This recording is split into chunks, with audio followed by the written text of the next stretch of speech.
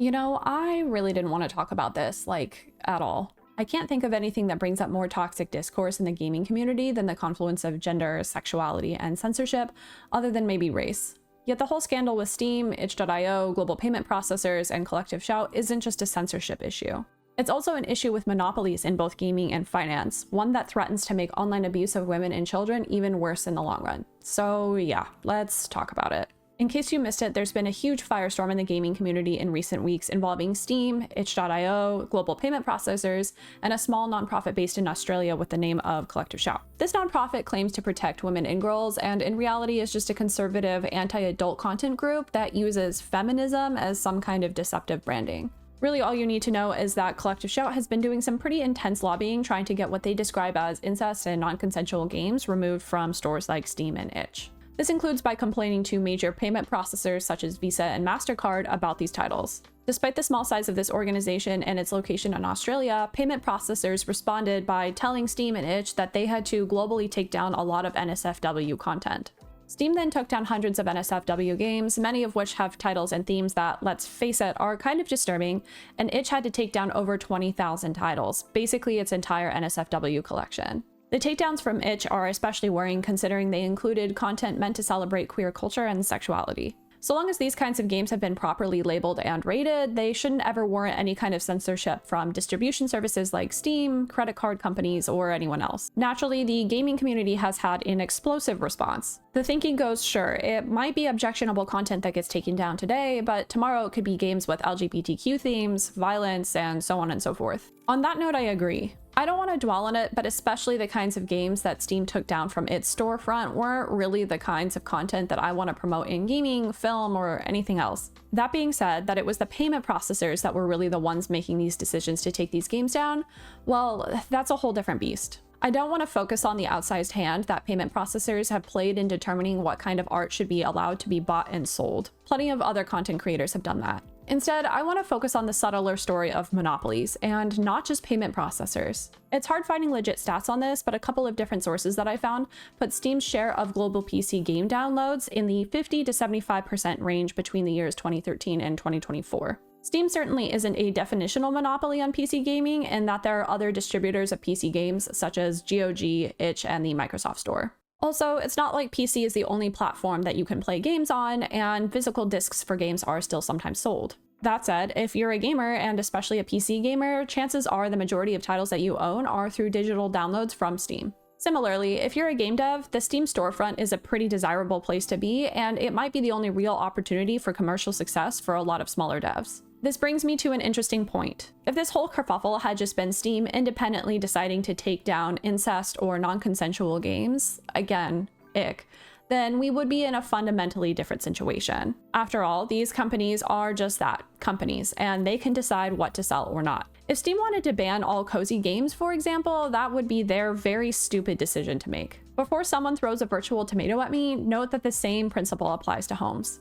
If someone you invited into your home starts saying things or doing things that you don't like, you can tell them to leave. It gets sticky though, because Steam does take up such a large share of PC gaming. At what point does a private business become something more akin to a public space or a utility because of how large and inescapable it is?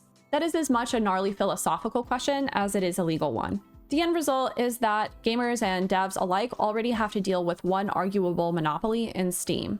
For what it's worth, I think that other stores such as the Microsoft and PlayStation stores are also arguably monopolies or oligopolies, whatever term you want to use, but those companies aren't the focus of this video. Enter the payment processors, the real villains of this story. Visa and MasterCard alone make Steam's outsized share of PC game downloads look like a little kiddie pool in comparison. In the United States, Visa and MasterCard together control 80% of all card-based payment processing. That's wild. That's 80% of the millions of credit card transactions that are happening in this country every day. If Steam is some kind of public space or utility, then Visa, MasterCard, and other big payment processors are the entire electrical grid. Visa and MasterCard are so big globally that they are commonly referred to as a duopoly. If you want to do business with electronic payments basically anywhere in the world, good luck trying to do it without at least one of these two behemoths. This means that if these companies don't like how you do your business, such as certain art that you create or certain products that you sell, they have total power to just deny your ability to financially function. It's worth briefly addressing the role that outside organizations like Collective Shout can play in this dynamic. Seemingly any highly motivated ideological group can lobby payment processors to prevent payments for art, services, and goods that they don't like. This could be a conservative group, a libertarian one, and so on. The ideology's place on the political spectrum isn't important here. So gamers and devs have to contend with monopolistic tendencies in gaming and finance, plus some bad-faced so-called activists willing to stir the pot about sensitive topics such as gender and sexuality. This not only leads to a situation in which free expression has a hard time thriving, I also fear that highly understandable frustration with monopolistic censorship will inadvertently cause more abuse of women and children online. This is especially true if more ideological lobbyists copy Collective Shout's playbook.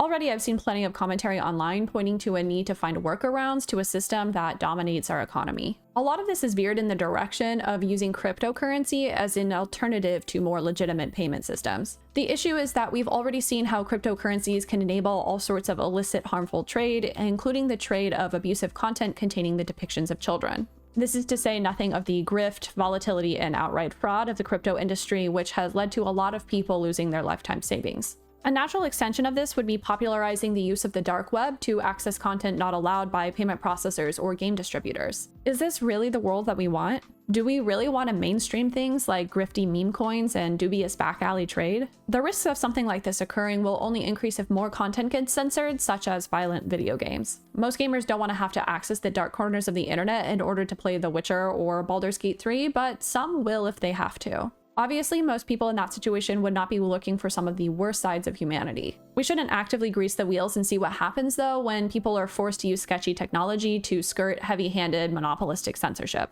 I would urge caution to anyone who has considered crypto or other risky workarounds to this issue. The real solutions here include pushing back against payment processors for wading into issues they have no business in.